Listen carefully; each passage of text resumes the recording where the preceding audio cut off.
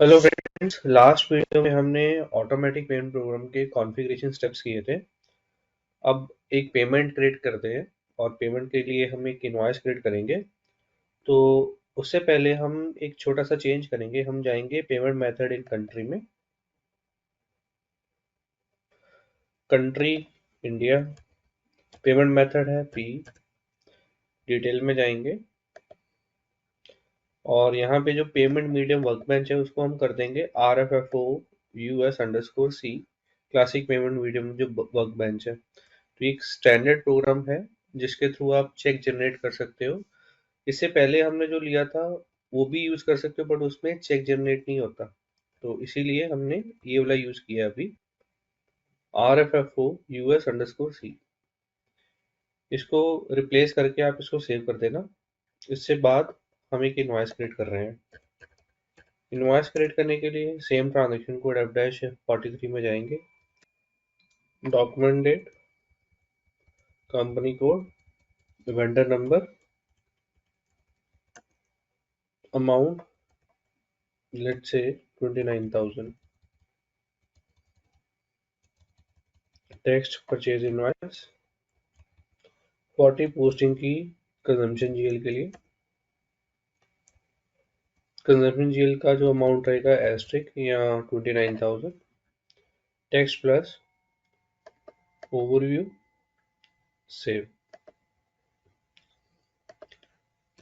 FBL 1N में जाएंगे जो कि यूज करते हैं वेंडर ओपन आइटम के लिए। उसमें सिस्टम इस 29,000 को ओपन शो करेगा और ये ड्यू डेट मतलब कि ये आज ही इसको पे करना है। ये किस बेस पे ड्यू नॉट ड्यू ओवरड्यू लेता है? ये टर्म्स ऑफ पेमेंट के बेस पे ड्यू नॉट ड्यू ओवरड्यू लेता है। तो टर्म्स ऑफ पेमेंट में कैसे चेंजेस कर सकते हैं, कैसे उसको डिफाइन कर सकते हैं, ये हम नेक्स्ट टॉपिक में देखेंगे। अभी ये हमने 29,000 की पेमेंट बनानी है ऑटोमेटिक पिन प्रोग्राम से। तो कैसे बनाएंगे? उसके लिए हमारे पास ट्रांजेक्शन कोड है F110। F110 में जाएंगे और यहाँ पे सिस्टम आपसे रन डेट पूछेगा, रन आईडी पूछेगा। रन डेट मतलब कि कब आप इसको जो प्रोग्राम है उसको रन करना चाहते हो। हमने आज की डेट डाल दी और यहाँ पे आईडी, यानी कि ये भी हो सकता है कि आज के दिन में हम ये जो ऑटोमेटिक पेमेंट प्रोग्राम है मल्टीपल टाइम यूज करना चाहते हैं। तो हर एक तो अगर आप मल्टीपल टाइम यूज करना चाहते हो तो हर एक के लिए एक आईडी, तो यहाँ पे एक हर एक के लिए एक आईडी देंगे। तो यहाँ पे हमने आईडी दे दिया test1। यहाँ पे आ रहा है no parameter entered as it.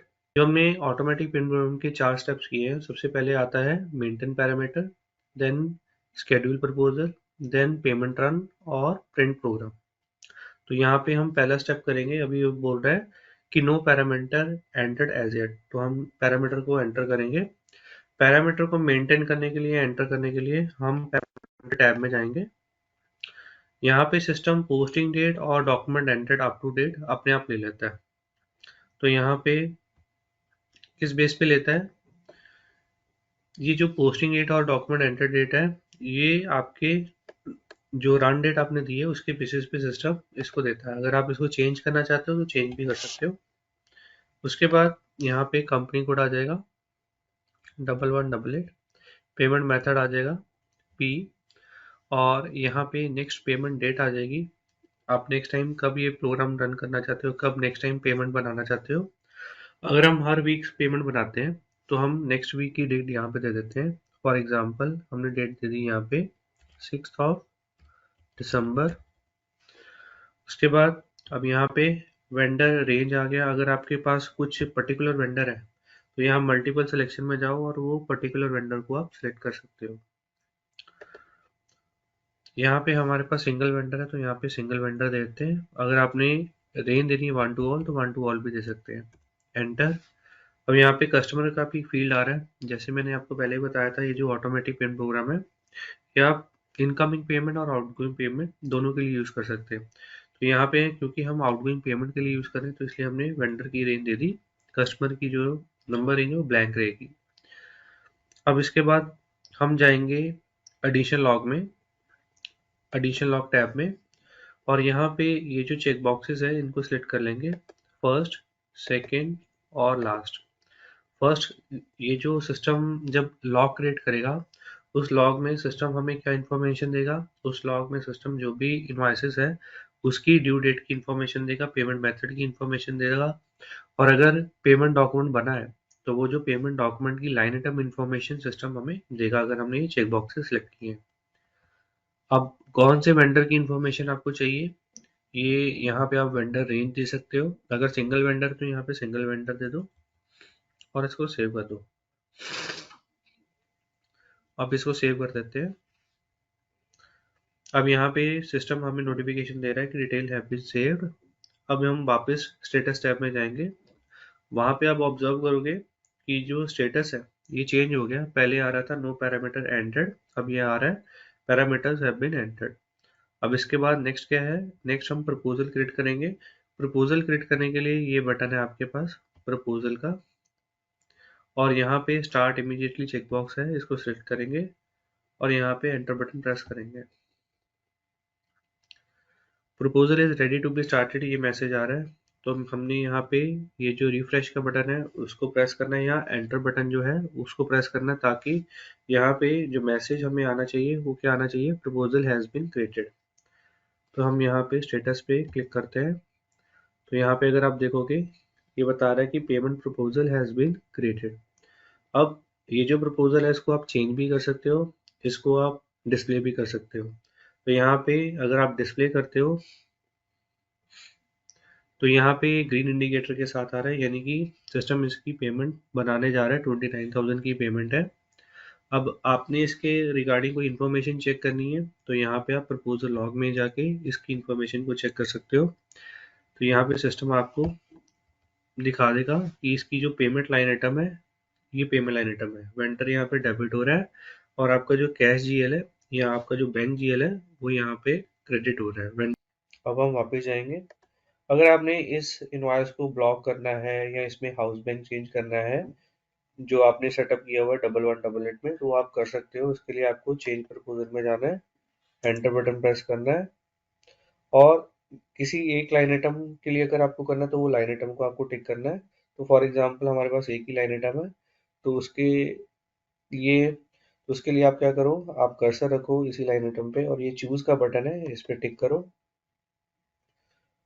और फिर दोबारा चेंज पे जाओ, यहाँ पे चेंज बटन पे क्लिक करो। तो यहाँ पे अगर आपने इस पेमेंट को ब्लॉक करना है कि ऑटोमेटिक पेमेंट प्रोग्राम के थ्रू ये पेमेंट जो है वो बने नहीं, तो यहाँ पे पेमेंट ब्लॉक रीजन आपको सिलेक्ट करना है। तो यहाँ पे पेमेंट ब्लॉक रीजन आपका कुछ ए भी हो सकता है, बी भी हो सकता है। तो फॉर एग्जांपल अगर आप ए सिलेक्ट करोगे तो ये जो लाइन आइटम है ये ब्लॉक हो जाएगी और ये पेमेंट जो है वो बनेगी नहीं। तो हमें अभी इसको ब्लॉक नहीं करना है, इसको कैंसिल कर देते हैं और पेमेंट रन को चलाएंगे, जो कि नेक्स्ट स्टेप है। पेमेंट रन को चलाने के लिए हमारे पास ये बटन है पेमेंट रन, इस पे क्लिक करेंगे और ये जो स्टार्ट इमीडिएटली बटन है इस पे जो चेक बॉक्स है टिक होना चाहिए, एंटर कर दो। यहाँ पे सिस्टम हमें नोटिफिकेशन दे रहा है कि payment run has been schedule, ये कंप्लीट होना चाहिए और यहाँ पे आ रहा है पेमेंट रन इज रनिंग। तो यहाँ पे मैसेज फाइनल क्या आना चाहिए? फाइनल मैसेज आना चाहिए कि payment run has been carried out, number of document generated completed, number show करने चाहिए 1 या 2 जो भी है। तो यहाँ पे हमारे केस में 1 होगा। हम इसको रिफ्रेश करते हैं यहाँ पे स्टेटस पे, तो यहाँ पे दिखा रहा है कि payment run has been carried out. अब इस जो डॉक्यूमेंट है उसको आपने प्रिंट करना है। प्रिंट करने के लिए आप यहाँ पे लास्ट टैब में जाओगे, print out slash data medium, इस पे क्लिक करो। जो आपने पेमेंट मेथड इन कंट्री में प्रोग्राम यूज किया था, प्रोग्राम असाइन किया था RFFO US_C, एक बार मैं दिखा देता हूँ, FBZP, और यहाँ पे third step payment method in country, country payment method detail payment medium workbench, ये आप देख रहे हो RFFO US_C, same program system ये आपको यहाँ पे दे रहा है। पेरेंट का जो आईडी रहेगा वो टेक्स्ट आईडी रहेगा, कुछ भी इसको दे सकते हो, या तो यहाँ पे हम ले लेते हैं वेरिएंट आईडी HDFC-B, ये मेरा वेरिएंट आईडी है।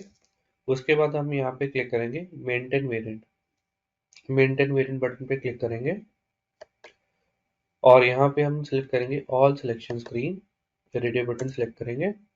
उसके बाद यहाँ पे पेइंग कंपनी कोड हम डालेंगे 1188। पेमेंट मेथड आपका अगर सी है तो यहाँ पे सी दे दो, अगर आपको कुछ और पेमेंट मेथड तो यहाँ पे पेमेंट मेथड रेलेवेंट जो है वो साइन कर दो। अगर आपके पास मल्टीपल पेमेंट मेथड है तो उस केस में आप मल्टीपल सिलेक्शन वाला बटन है उसको चूज करके, जो आपके पास मल्टीपल पेमेंट मेथड है तो उसको आप, तो जो मल्टीपल पेमेंट मेथड आप असाइन करना चाहते हो तो वो आप यहाँ पे असाइन कर सकते हो। तो यहाँ पे सिस्टम हाउस बैंक के लिए इंफॉर्मेशन मांग रहा है तो यहाँ पे हम हाउस बैंक डाल देंगे HDFC, जो कि हमने इस कंपनी कोड में हाउस बैंक सेटअप किया है, और अकाउंट आईडी है इसका 4 टाइम 01। उसके बाद यहाँ पे चेक लॉट नंबर आ रहा है तो चेक लॉट नंबर दे देते हैं 1188। उसके बाद आप नीचे देखोगे प्रिंट कंट्रोल है, प्रिंट कंट्रोल पे चेक बॉक्सेस हैं, ये तीनों चेक बॉक्सेस आप टिक कर दो। क्या सिस्टम पेमेंट डॉक्यूमेंट को जनरेट करेगा या प्रिंट करेगा? सिस्टम प्रिंट करेगा चेक को, पेमेंट एडवाइस को और समरी को। राइट साइड में ये जो प्रिंट इमीडिएटली के चेक बॉक्सेस हैं इसको भी टिक कर दो और यहाँ पे प्रिंटर का आईडी दे दो LP01। LP01 का मतलब है लोकल प्रिंटर, लोकल प्रिंटर। नीचे आ जाओ स्क्रॉल डाउन करके, यहाँ पे जो number of sample print out दिए हुए हैं इसको आप 0 कर दो और यहाँ पे जो लास्ट वाला चेक बॉक्स है उसको टिक कर दो do not void any cheque, do not void any cheque. अब ये जो आपने वेरिएंट दिया है जो HDFC, ये जो आपने वेरिएंट दिया हुआ है HDFC, आप देखोगे यहाँ पे टाइटल बार में दिखा रहा है। अब इसका हमें डिस्क्रिप्शन भी देना है। डिस्क्रिप्शन देने के लिए आप जाओगे यहाँ पे एट्रीब्यूट बटन पे, क्लिक करो एट्रीब्यूट बटन पे और यहाँ पे इस वेरिएंट आईडी का डिस्क्रिप्शन दे दो। तो ये क्या है, payment medium, payment medium HDFC, payment medium for HDFC bank. ये हमने इसका डिस्क्रिप्शन दे दिया, सेव कर दिया और वापस आ गए। अब यहाँ पे आपको दोबारा सेव करना है, अगर आप नहीं करते तो सिस्टम आपसे पूछेगा जब आप वापस जो बैक एरो बटन है उसको टिक करोगे। तो यहाँ पे मैंने बैक एरो बटन टिक किया तो यहाँ पे सिस्टम मांग रहा है कि do you want to save the data, yes कर देते हैं। अब हम इसको प्रिंट करेंगे, प्रिंट करने के लिए ये बटन है प्रिंट आउट, इस पर क्लिक करेंगे और यहाँ पे ये स्टार्ट इमीडिएटली जो चेक बॉक्स है वो टिक होना चाहिए। क्वेश्चन मार्क में आप कुछ भी डाल सकते हो, 1 2 3 4 5 कुछ भी आईडी देने के लिए ABCD, तो हमने 1 डाल दिया। ये जो जॉब नेम है सिस्टम इसको स्केड्यूल करेगा, ये जॉब नेम सिस्टम अपने आप ही इसका जो नेमिंग कन्वेंशन अपने आप आ रहा है जो कि स्टार्ट हो रहा है F110 से। उसके बाद आपकी जो पेमेंट रन डेट है वो है और पेमेंट आईडी है, और यहाँ पे हमने आईडी दे दिया 1 और इसको हमने कर दिया एंटर। अब ये जो जॉब है वो शेड्यूल हो गई है। अब इसको चेक करने के लिए आप क्या करो, आप ये जो पेमेंट लॉग है इस बटन को क्लिक करो और यहाँ पे ये जो हमने आईडी दिया था -1 इसको आप डबल क्लिक करो प्रिंट जॉब के सामने। तो यहाँ पे सिस्टम आपको इन्फॉर्मेशन देता है कि payment advice has been send, यानी कि पेमेंट एडवाइस और समरी उस सिस्टम ने जनरेट कर दिया।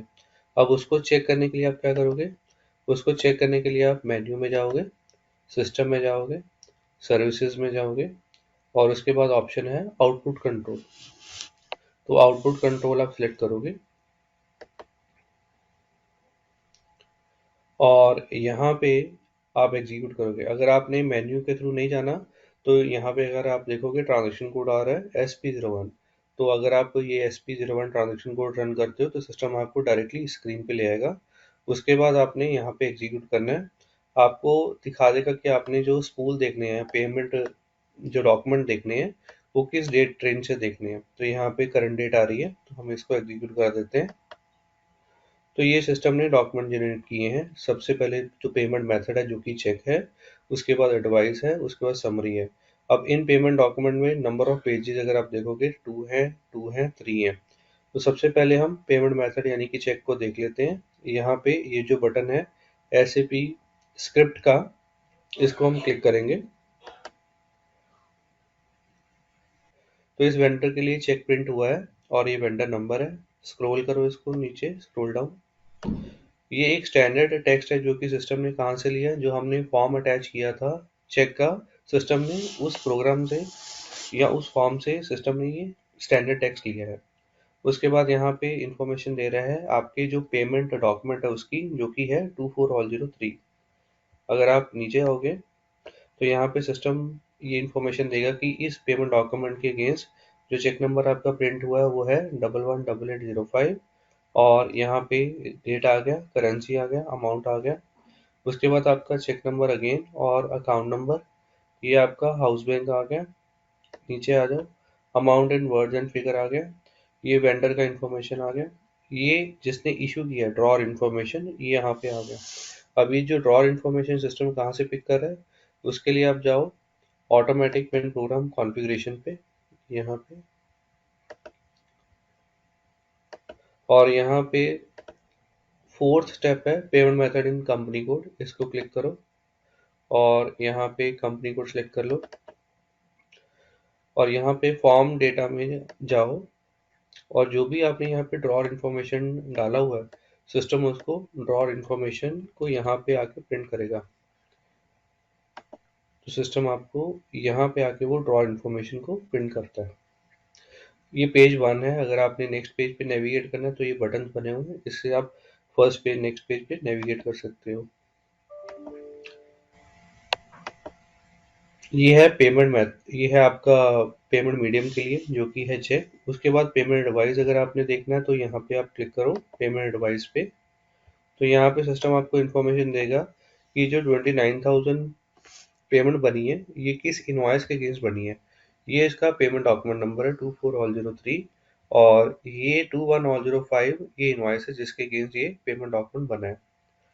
अब वापस आएंगे और यहाँ पे सिस्टम में जो पेमेंट समरी क्रिएट की है तो उस पेमेंट समरी को देखने के लिए आप यहाँ पे पेमेंट समरी में जाओगे, डॉक्यूमेंट नंबर दिखाएगा, उसके बाद आपका वेंडर इन्फॉर्मेशन दिखाएगा जिसको आपने पेमेंट बनाई है। यहाँ पे राइट साइड में जाओगे तो सिस्टम आपको इन्फॉर्मेशन देगा कि इस वेंडर की आपने कितनी पेमेंट बनाई है वर्ड्स एंड फिगर में, कौन से हाउस बैंक से निकली है, तो ये सारी इन्फॉर्मेशन आपको समरी में मिल जाएगी। अब आप जाओगे वेंडर लाइन आइटम में, तो आपने जो पेमेंट बनाई है उससे आपकी जो लाइन आइटम है वेंडर की वो क्लियर हुई या नहीं है वो चेक करेंगे। तो सबसे पहले इसका जो जब हमने इनवॉइस क्रिएट की थी तो उसका जो स्टेटस दिखा रहा था वो ओपन दिखा रहा था। अब पेमेंट बनाने के बाद हम देखते हैं क्या स्टेटस है। तो सिस्टम नो ओपन आइटम दिखा रहा है, यानी कि वो जो लाइन आइटम है वो क्लियर हो गई है। तो वो क्लियर कौन सी डेट को हुई है, तो वो आज की डेट में हुई है। तो यहाँ पे हम करंट डेट डाल देते हैं। तो सिस्टम आपको यहाँ पे दो लाइन आइटम दिखा देगा। ये जो के आर है ये परचेज की है, जेड पी जो है वो पेमेंट की है। अगर आप नोटिस करोगे जो पेमेंट डॉक्यूमेंट नंबर है 24003 है, तो सिस्टम ने यही जो डॉक्यूमेंट नंबर है उसको क्लियरिंग डॉक्यूमेंट नंबर बनाया है और दोनों को इनवॉइस और पेमेंट के साथ में मैप कर दिया।